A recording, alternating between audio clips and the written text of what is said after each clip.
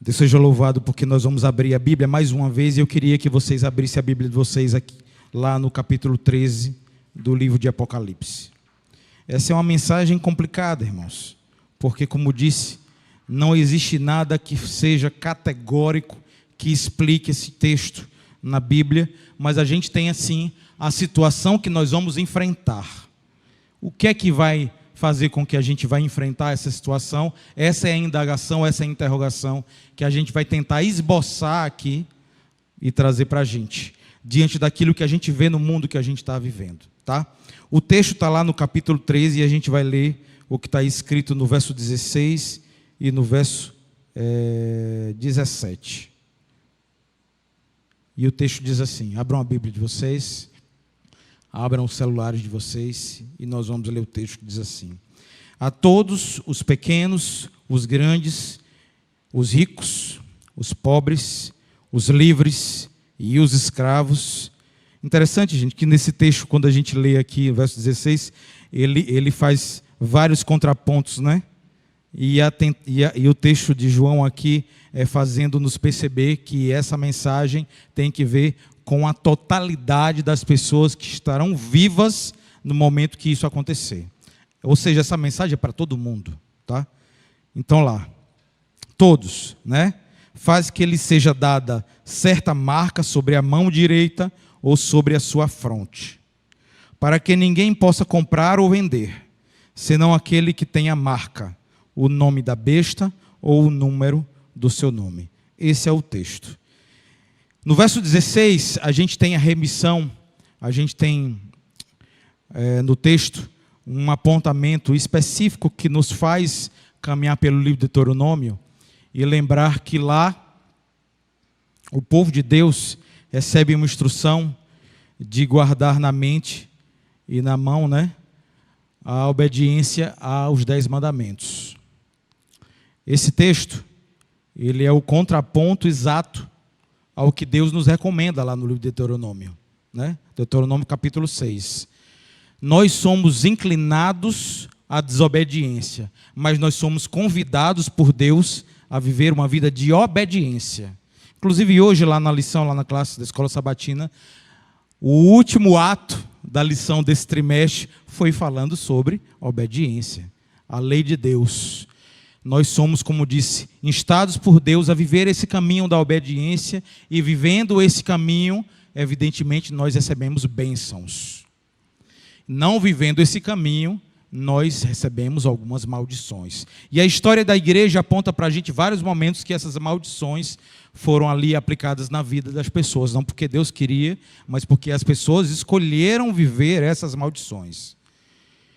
O texto que a gente leu, como disse, é o contraponto a essa recomendação que Deus dá a gente. Como é que isso se revela na vida da gente? Satanás, em determinado momento, assim como Deus fez, tem também uma marca que, como Deus prescreveu, vai na mente e na mão do ser humano, tá? O israelita, observando de forma literal essa recomendação que Deus faz, ele anda com um objeto amarrado no cabelo, eu acho, né? E na mão, guardando ali os mandamentos de Deus. Não é exatamente isso que Deus pediu para que eles fizessem. É para guardar na mente e como uma convicção daquilo que precisa ser feito, e a mão como o ato, como uma ação, que é a manifestação da convicção que você tem de obedecer a Deus.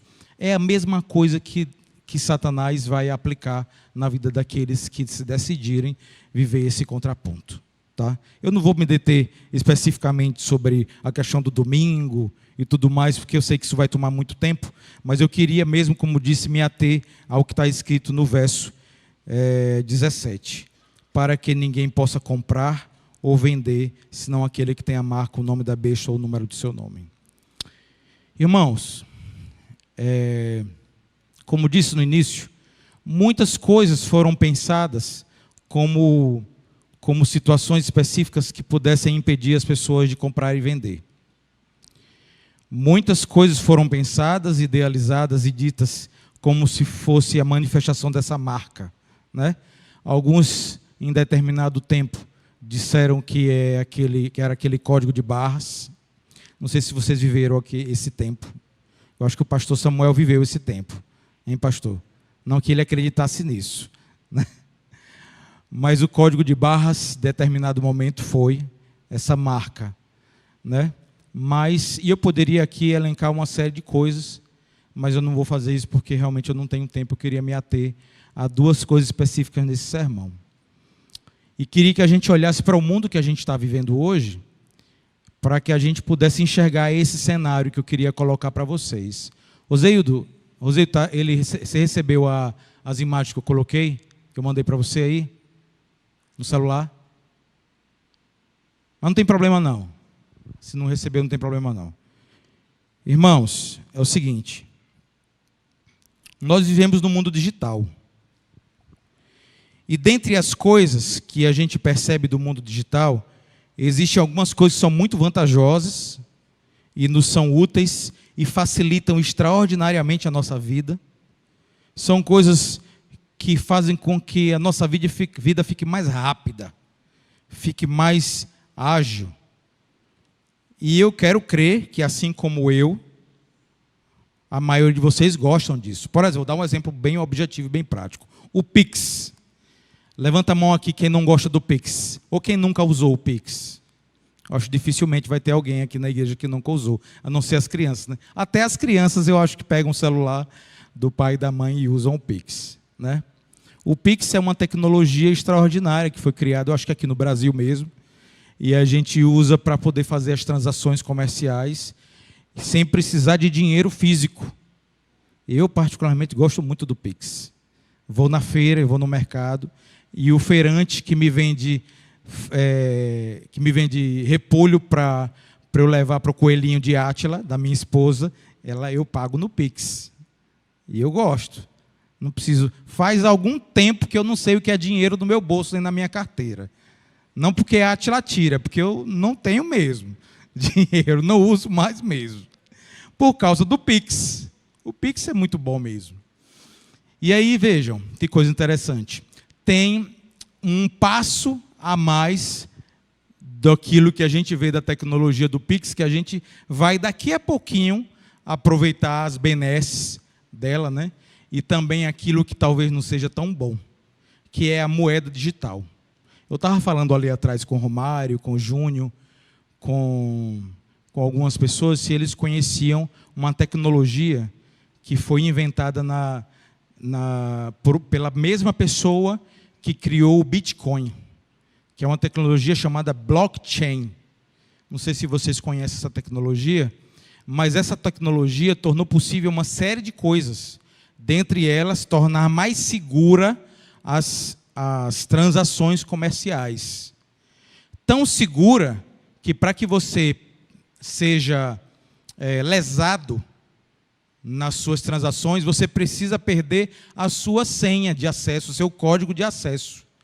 Num tempo remoto, ou melhor, no tempo de hoje, o Pix, por exemplo, o Pix está um monte de gente aí criando, hoje, infelizmente, né, uma série de formas de roubar as pessoas por causa do Pix. Alguém me disse um dia desse que eu tenho que ter cuidado para não deixar o meu aplicativo do banco ligado, porque pode ser que passe uma pessoa do meu lado com o celular, com um aplicativo que rastreia minha conta bancária do aplicativo e consegue acessar o meu banco pela tecnologia do Pix. Interessante isso, me disseram isso.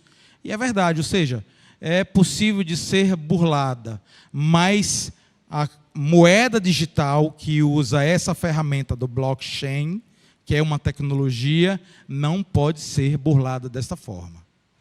A não ser que você entregue, como disse, o seu código de acesso para alguém, a não ser que você coloque esse código de acesso numa rede que possa ser buscado depois, de forma digitalizada mesmo, você digite de tá.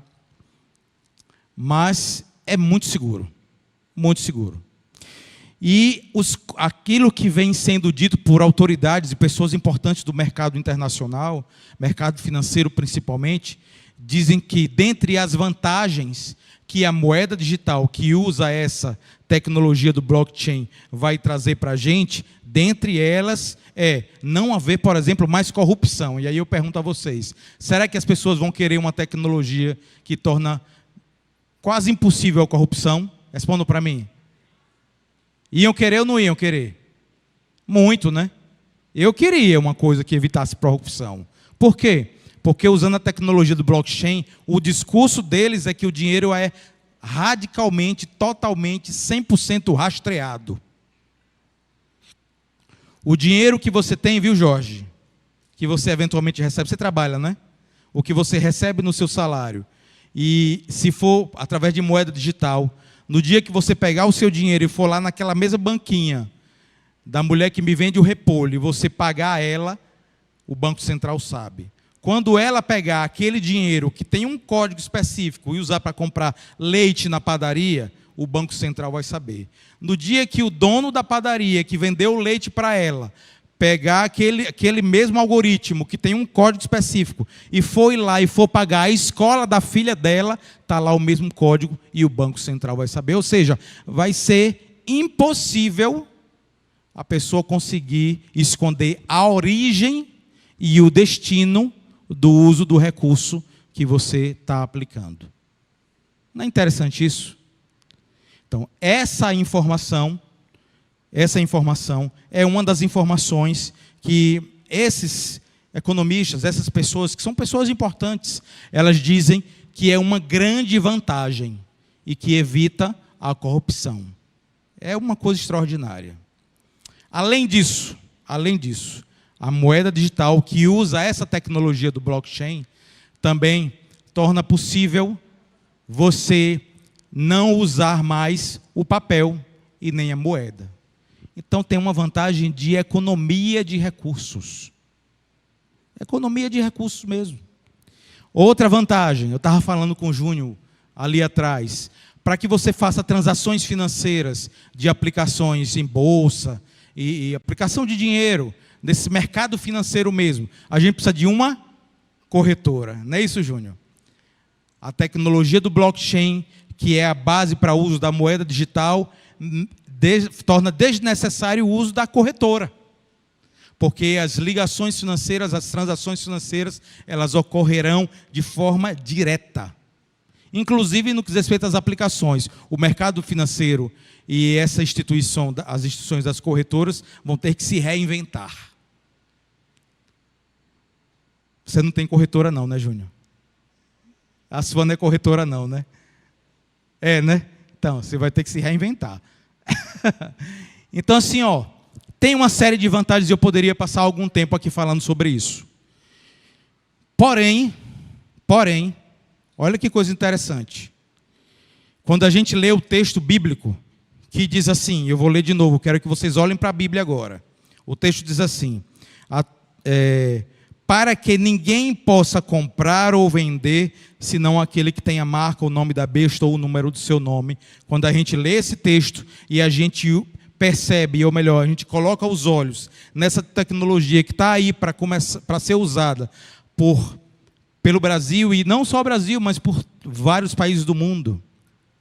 A China, o Japão, alguns países da Europa, o Canadá, estão avançados nisso, mais do que o Brasil. A China, inclusive, houve uma situação bem interessante, que a China, na época do Covid, eles já estavam implementando esse tipo de tecnologia. Algumas pessoas que tinham dinheiro dessa forma, elas não puderam acessar os seus recursos. E a situação ficou tão grave que o governo chinês colocou tanques de guerra na frente dos bancos. Alguém aqui viu essa notícia? Levanta a mão para mim, por favor. Não foi isso, Júnior? Tanques de guerra na frente dos bancos. E eles estavam prendendo pessoas. Não vou dizer matar porque eu não vi isso, mas prendendo estavam. Porque o controle do dinheiro é total. Essa é a realidade que nos impõe logo mais, aqui na frente, daqui a pouco. Quando a gente lê que nós vamos ser impedidos de comprar e vender, penso eu que é mais do que claro que uma tecnologia como essa torna tudo isso possível. E aí a gente lê, eu queria que, se fosse possível, ele colocasse na tela, mas não deu certo, eu mandei em cima da hora, a culpa é minha. Matéria da Infomoney. Olá, irmãos, eu estou lendo matéria da Infomoney, que é uma fonte de notícias confiável, não é, Júnior? Para quem trabalha, milita nessa área. Você pode pegar um copo de água para mim, Rafa? Real Digital tem funções que permitem congelar e alterar valores sobre ordem judicial, diz Banco Central. A matéria é assim: o Real Digital, versão totalmente virtual da moeda brasileira, que está atualmente em fase de testes, tem funcionalidades que permitem ao Banco Central congelar e alterar valores em carteiras em decorrência de decisões judiciais. A informação foi confirmada pelo Banco Central após um desenvolvedor independente revelar a existência do recurso na última semana. Ele obteve o dado após realizar engenharia reversa em parte do código do Real Digital disponibilizada ao público. Em nota, a autarquia explica que as funcionalidades são uma forma de tornar o Real Digital compatível com a legislação brasileira, que dá poder ao judiciário a prerrogativa de, na condução de processos judiciais, congelar ou restar valores mantidos pelo sistema financeiro nacional. Então, vamos pensar juntos comigo. A tecnologia da moeda digital vem para tornar possível uma coisa que, na verdade, a lei brasileira já prevê. O que é que a lei brasileira já prevê? Que uma decisão judicial pode bloquear seus valores, se estiverem numa conta bancária. Isso já existe, isso já acontece. Porém, no mundo que a gente vive hoje, a gente pode pegar um dinheiro em papel, comercializar, receber, vender alguma coisa, receber o dinheiro em papel, ir lá na banquinha e comprar o nosso pão. Ir lá na feira e comprar a nossa fruta. Ir lá, sei lá, na padaria comprar leite, o que você quiser comer. Quando for só a moeda digital, isso não vai ser possível. E se você, de alguma forma, estiver vivendo uma vida que aponte para uma dissonância, para uma lei que possa existir no momento, e o judiciário, entendendo assim, disser assim, ó, você não pode mexer no seu dinheiro. Aí acabou, irmão. Porque não vai ter dinheiro de papel. Acabou. Ou é aceitar a condição, ou morrer de fome. É ou não é? Não é, pastor? É assim. E eu estou falando de uma coisa que não é uma viagem, é uma realidade. Será que é uma realidade? Vamos ler mais textos. Eu botei uma série de matérias aqui para que a gente veja. Olha só. Vou ler uma matéria do jornal Valor. Júnior, é respeitável? Valor econômico? Beleza. Para vocês aqui que estão nos assistindo, o Júnior é um rapaz aqui da igreja que trabalha com a questão do sistema financeiro, e ele é meu consultor para negócios financeiros. Beleza. A matéria diz assim, ó: Real Digital terá trava para congelar valores em caso de decisão judicial. Ideia é para reproduzir no ambiente do blockchain funcionalidades em conformidade com regras de segurança e privacidade já existentes nas transferências de valores atuais. Vou ler só um parágrafozinho que especifica isso um pouco mais. O Real Digital, a versão tokenizada da moeda brasileira, será desenhada para reproduzir no ambiente de blockchain funcionalidades já existentes nas transferências de valores atuais, que permitirão o congelamento de recursos em caso de decisões judiciais amparadas pela lei. A Justiça pode determinar o congelamento ou o arresto de valores mantidos pelo sistema financeiro nacional. Se esta for a única forma de ter acesso a dinheiro, do que eu estou falando? A moeda digital, se você tiver sua conta bloqueada, como disse, acabou. Não tem para onde correr. A única saída é o quê, irmão? Tem um pedacinho de terra e uma macaxeira plantada. É isso. E eu não estou exagerando nem 1 milímetro. É a realidade.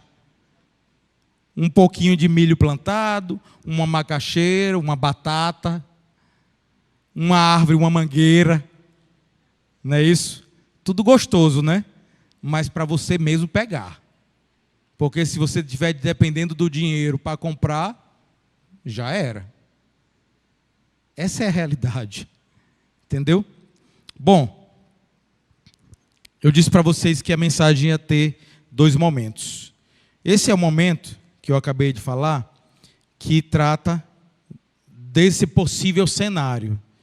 Como o tempo é curto, eu queria aproveitar esse finalzinho para que a gente trate de uma realidade que tem que ver conosco, que não é uma questão de um possível cenário, é uma advertência que Paulo nos dá. Inclusive o pastor Samuel, no sermão da semana passada, ele iniciou o texto, iniciou o sermão dele, se eu bem me lembro, se eu não estou equivocado, tratando sobre ele. Eu queria destrinchar só mais um pouquinho esse texto que ele usou. Se eu estiver enganado, me corrija depois, o pastor. O texto está lá e eu queria que vocês abrissem a Bíblia de vocês no livro de Romanos. Abra a Bíblia de vocês no livro de Romanos, capítulo 13. E a gente vai ler aquilo que está escrito no capítulo 13, verso 11.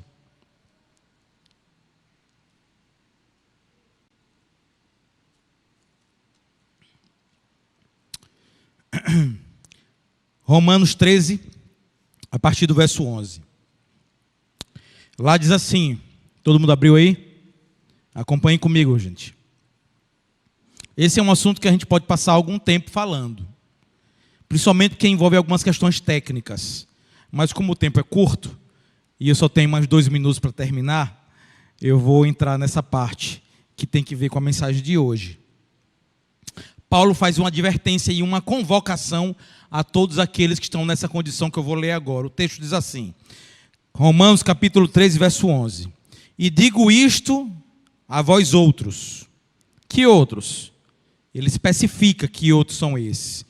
Esses outros que são os destinatários dessa mensagem que está no verso 11 até o verso 14, são aqueles que conhecem o tempo. E essa expressão tempo é muito interessante aqui. É lógico que Paulo, quando ele escreveu isso, ele estava falando, logicamente, para os romanos. Tem algumas características importantes que precisam ser ditas nesse esteio. Primeiro, Paulo não foi o apóstolo que fundou a igreja de Roma. Certamente ele sabia muito da igreja de Roma, mas não todas as peculiaridades. Mas uma das coisas ele sabia, que assim como todas as igrejas receberam essa mensagem, ele acreditou sim que a igreja de Roma recebeu essa mensagem. Que mensagem é essa? De que aquele povo cristão, ou o povo do caminho, porque não existia esse nome cristão, o povo do caminho que morava em Roma conhecia o tempo. O tempo são os sinais da vinda de Cristo. É disso que ele está falando. A palavra tempo aqui é kairos, que é uma expressão usada nesse sentido. E aí, tempo certo, tempo determinado, tempo estabelecido, é uma marcação temporal que é específica. Era disso que Paulo estava falando. Então ele diz, vocês que conhecem o tempo, essa mensagem é para vocês. E aí, antes de passar para o outro, a continuação, eu perguntaria assim, será que o povo adventista é um povo que conhece o tempo? Hein, irmãos? Hein? Sim ou não? Sim. Nós deveríamos, pelo menos, conhecer o tempo.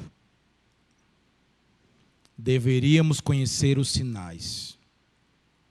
Será que eu poderia dizer que o advento de uma tecnologia como essa, se ela vingar, poderia muito bem ser o cumprimento de um sinal de tempo, um tempo específico, um tempo marcado, com um evento estabelecido como aquele que eu apontei para vocês no capítulo 13 de Apocalipse, nesse instante? Poderia muito bem ser? Poderia. Então vejam, o texto continua dizendo assim, digo isso a vós outros que conheceis o tempo, digo isso àqueles que conhecem a Bíblia, que conhecem Mateus capítulo 24, que conhecem o livro de Tessalonicenses, que conhecem o livro de Apocalipse. já é hora de vos despertardes do sono. Eu gosto muito de ver os detalhes do texto. Eu não vou poder destrinchar porque eu já passei 1 minuto do meu tempo, mas eu vou destrinchar alguns pouquinhos. Esse já é hora é uma coisa que eu gostaria de destrinchar. Quem aqui, olha só, vocês que estão nos assistindo, talvez vocês estejam na minha condição. Eu acordo 5:30 da manhã todos os dias, às vezes antes. Minha esposa acorda antes, acorda 4 horas da manhã, Átila. É uma coisa impressionante, né? E se eu passar de 5:30 de levantar para tomar as providências para poder resolver as coisas que eu preciso resolver, as coisas não vão dar certo. A primeira coisa que acontece é Luísa chegar atrasada na escola. Né, Luísa? E eu sofro com isso. Então tem algumas coisas que tem hora. E Paulo está dizendo, já é hora. É bem verdade que aqui a aplicação do texto ele estava falando para lá, para o povo de Roma, porque a expectativa da breve volta de Cristo era presente para ele também, e presente para aqueles. Mas o mundo que a gente vive hoje, a gente sabe porque a gente lê no livro de Daniel, no livro de Timóteo, no livro de Apocalipse, que nós vivemos nos últimos dias. No tempo do fim. Nós vivemos esse tempo. O texto continua dizendo assim, já é hora de vos despertardes do sono. Será que a gente está dormindo? Em um outro dia a gente pode fazer aqui um sermão sobre, e o pastor pode fazer isso, as virgens, pastor. As que estavam dormindo. Todas elas estavam, né? E aí o texto continua dizendo, desperte do sono, porque a vossa salvação está agora mais perto do que no princípio cremos. Vai alta a noite e vem chegando o dia. E aí vem alguns imperativos. Na verdade, os verbos que eu li aqui, eu tive cuidado de pesquisar, estão no presente do subjuntivo. E o presente do subjuntivo aponta para nós uma realidade de um desejo, de uma possibilidade, mas também de um imperativo afirmativo. Então aqui é um imperativo. O texto diz assim, deixemos, pois, as obras das trevas. Primeiro imperativo. Segundo, revistamo-nos das armas da luz. Aqueles que estudaram a lição dos adultos tiveram o privilégio de ver em detalhes o que está escrito lá no livro de Efésios capítulo 6, a armadura de Deus. E foi extraordinário, eu mesmo tive um prazer enorme de estudar esse texto. Andemos dignamente, como em pleno dia, não em orgias e bebedices, não em pudicícias e dissoluções, não em contendas e ciúmes. Mais o imperativo, mais revestivos do Senhor Jesus e nada disponhais para o cerne no tocante às suas concupiscências. Dever para casa, porque eu vou fazer o fechamento do sermão agora. Dever para casa. Outro dia, vocês que nos assistem pela internet não souberam, não estavam aqui, mas eu vou falar porque isso tem que ver com o texto. Outro dia, nós estávamos na classe de jovens e o pastor tocou no assunto do cinema, Hollywood. E muita coisa daquilo que é produzido no esteio desse Hollywood lá é feito de propósito para nos enganar. Com este propósito, com todo o engenho, com todo o recurso, com toda a criatividade possível e impossível, é construído assim. E tudo isso que é construído nos coloca para dormir em berço esplêndido, dentro de mentiras que muitas vezes são agradáveis a nós. Eu estou citando só um exemplo específico, para que a gente possa terminar o sermão. O apelo é o seguinte, que a gente possa olhar, para que a gente possa estudar, para que a gente possa acordar para as profecias que nos foram legadas, para que a nossa visão tenha condições de perceber aquilo que está acontecendo ao nosso redor, sob pena da gente ser pego de surpresa. E quando as coisas estiverem bem difíceis, Um outro assunto que eu gostaria de falar é de uma crise financeira que está apontando aí. Todo mundo está falando sobre isso. Tem que ver com esse assunto também.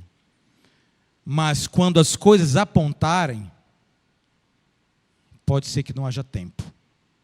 Esse discurso não é um discurso de alarde. Esse é um discurso para a gente que conhece o tempo. Porque a Bíblia diz isso. Para o povo que conhece o tempo. Nós somos esse povo que conhecemos o tempo. Então, que nós hajamos, que nós vivamos como aqueles que conhecem o tempo. Esse é o apelo que eu faço para todos nós hoje, inclusive para mim. Deus seja louvado. Teremos uma música aí? Ou nós vamos orar? Vamos orar. Então vamos levantar para a gente orar?